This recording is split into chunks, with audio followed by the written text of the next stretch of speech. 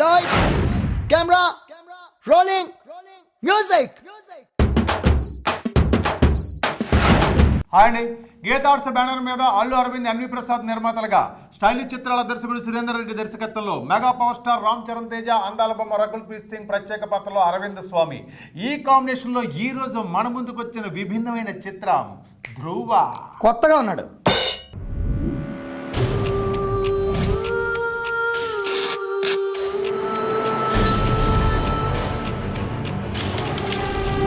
స్నేహితుడు ఎవరో తెలిస్తే నీ క్యారెక్టర్ తెలుస్తుంది. నీ శత్రువు ఎవరో తెలిస్తే నీ కెపాసిటీ తెలుస్తుంది.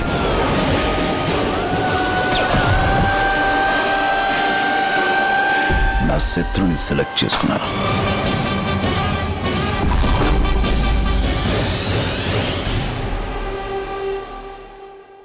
ధ్రువ కథ చెప్పాలంటే ధ్రువ పోలీస్ ఆఫీసర్ మన రామ్ చరణ్. ఇతను ఐపీఎస్ ట్రైనింగ్లో ఉండగానే తన సహచరులతో కలిసి నేరస్తుల మీద పోరాటం సాగిస్తూ ఉంటాడు.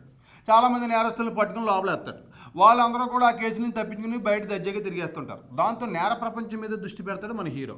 అప్పుడు మన హీరోకి తెలిసిన విషయం ఏంటంటే సమాజంలో గౌరవ ప్రతిష్టలు ఒక పెద్ద సైంటిస్టు, అవార్డు గ్రహీత అయినటువంటి సిద్ధార్థ్ అభిమన్యు, అతనే మన అరవింద్ స్వామి. ఇతనే ఈ నేర ప్రపంచం వెనకున్నాడు అని తెలుసుకుంటాడు. దాంతో సిద్ధార్థ్ అభిమన్యుని మన హీరో టార్గెట్ చేస్తాడు. ఇలా హీరో విలన్ని టార్గెట్ చేసిన తర్వాత వీళ్ళిద్దరి మధ్య పోరాటం మొదలవుద్ది. ఈ పోరాటంలో ఎవరు ఎత్తులకి ఎవరు పై ఎత్తులు వేశారు, చివరికి ఎవరు ఈ పోరాటంలో గెలిచారనే పాయింట్తో మన ముందుంచిన కథ ఈ ధ్రువ. కథాకథనాల్లో కొత్తదనం అందించినందుకు తనువరు అని తమిళలో మంచి విజయం సాధించింది. ఆ కొత్తదనం ఎక్కడా మిస్ కాకుండా ఇప్పుడు మనకి తెలుగులో అందించినందుకు అభినందించాలి.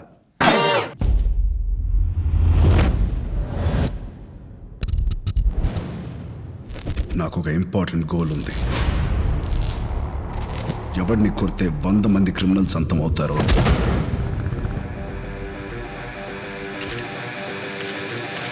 ఆ క్రిమినల్ నేను అంతం చేయాలి. I'm coming.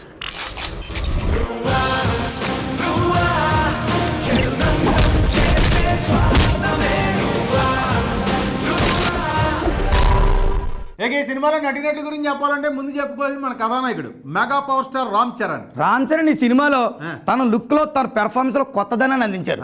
కాబట్టి ఈ సినిమాలో చేసిన పాత్ర ఆయన ప్రత్యేకం కదా.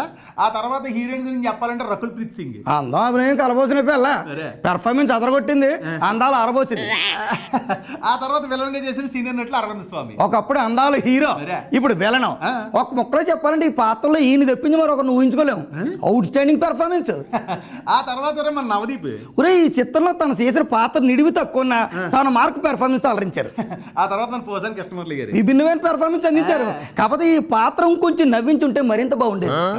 ఆ తర్వాత సీనియర్ నటులు నాజరు, షియాజీ షిండే, అలాగే మన రవి ప్రకాష్, మధు, తర్వాత టీవీలో చేసే పిల్లడు అల్లి, అలాగే భరణి, ఇలాంటి మంచి మంచి నటులు అందరూ ఉన్నారా.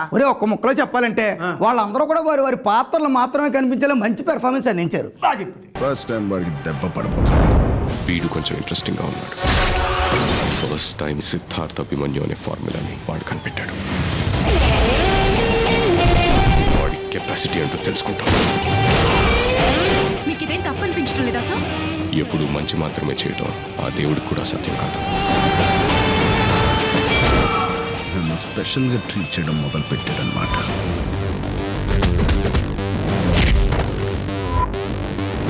ఇలాంటి క్రిమినల్ పాస్ట్, ప్రెజెంట్, ఫ్యూచర్ని నామరూపాలు లేకుండా చేస్తా.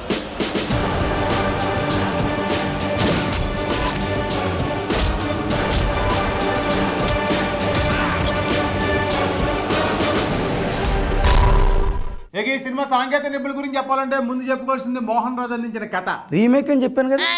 వేమారెడ్డి అందించిన మాటలు బాగున్నాయి.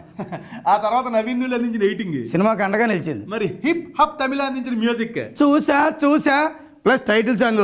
ఈ 2 పాటలు తప్పించి మిగతా పాటలు ఏమీ ఆకట్టుకోలేదు. Background score ఎదిరింది.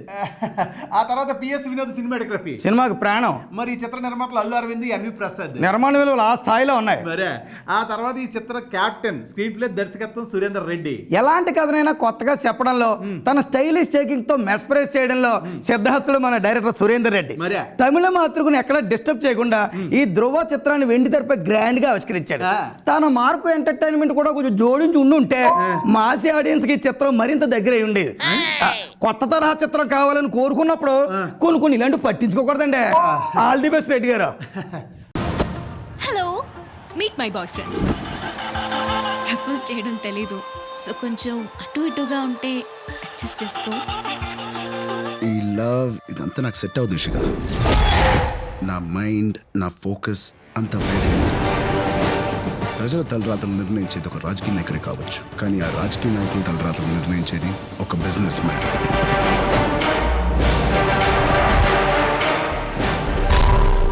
ఎప్పుడు కొత్త తరహా కథలకి విభిన్నమైన స్క్రీన్ ప్లేను జోడించి సరికొత్త సినిమాని వెండితెర మీద ఆవిష్కరించే ప్రయత్నం చేసే యువ దర్శకుడు సురేందర్ రెడ్డి ఈసారి తమిళ్లో సక్సెస్ అయిన చిత్రం యొక్క కథని తీసుకొచ్చి తెలుగులో రీమేక్ చేయడం ఆయన వరకు సాహసం అనే చెప్పాలి. అలాగే బాగా మాస్ ఇమేజ్ ఉన్న యువ హీరో రామ్ చరణ్ ఇలాంటి ఒక కథలో ఇలాంటి ఒక పాత్రలో కనిపించడం కూడా సాహసమనే చెప్పాలి. వీళ్ళిద్దరూ కలిసి ఈ సాహసం ఈరోజు చేయబట్టే ఈరోజు మనకి వెండితెర మీద విభిన్నమైన సినిమా ఆవిష్కరింపబడింది. ఈ మధ్యకాలంలో యువ హీరోలు యువ దర్శకులు కలిసి విభిన్నమైన సినిమాల వైపు ఆ దశగా ప్రయాణిస్తున్నారు. అలాంటి ప్రయాణమే వీరిద్దరు కూడా సాగించారని చెప్పొచ్చు. ఎప్పుడు కొత్త తరహా సినిమా చూడాలి, రామ్ చరణ్ని క్లాసిక్గా చూడాలి, ఏదైనా క్లాస్ సినిమాలు కనిపిస్తే బాగుండని తాపత్రయపడే వాళ్ళకి, ఈ రొటీన్ సినిమాలకి దూరంగా కొత్త తరహా సినిమాలు ఈ యొక్క స్టార్ ఇమేజ్ ఉన్న హీరోలు ఎందుకు చేయరని ప్రశ్నించే వాళ్ళకి ఈ సినిమా ఖచ్చితంగా మంచి అనుభూతిని కలిగిస్తుంది. అయితే రామ్ చరణ్ లాంటి మాస్ హీరోల నుంచి మాస్ ఆడియన్స్ చాలా కోరుకుంటారు. వాళ్ళు కోరుకున్నవన్నీ ఇలాంటి కథల్లో దొరకవు కాబట్టి మరి ఈ చిత్రాలు వాళ్ళని ఎంతవరకు రీచ్ అవుతాయనేది కొంచెం మనం ఆలోచించాల్సిన విషయం. ఏది ఏమైనా ఈ ధ్రువ రామ్ చరణ్ ఇమేజ్ ద్వారా మాస్ ఆడియన్స్ను బాగా దగ్గర అవుద్దని చెప్పొచ్చు. మరి భవిష్యత్తులో వీరు మరిన్ని మంచి ప్రయత్నాలు ఇలాంటివే చేయాలని కోరుకుంటూ ఈ సినిమాకి పనిచేసిన సాంకేతిక నిపుణుల్ని, నటీనటుల్ని పేరుని అభినందిస్తూ నేను సెలవు తీసుకుంటున్నానండి. నగరంలో విడుదలైన మిగతా సినిమాలంటూ చూసి వాటి గురించి చెప్తాను. అప్పుడు దాకా mega power star Ram Charan అలాగే మన సురేందర్ రెడ్డి కాంబినేషన్లో ఈరోజు మన ముందుకు వచ్చిన ధ్రువ చూసి మీరు ఎంజాయ్ చేయండి. ఉంటానండి మీ అరబాబు.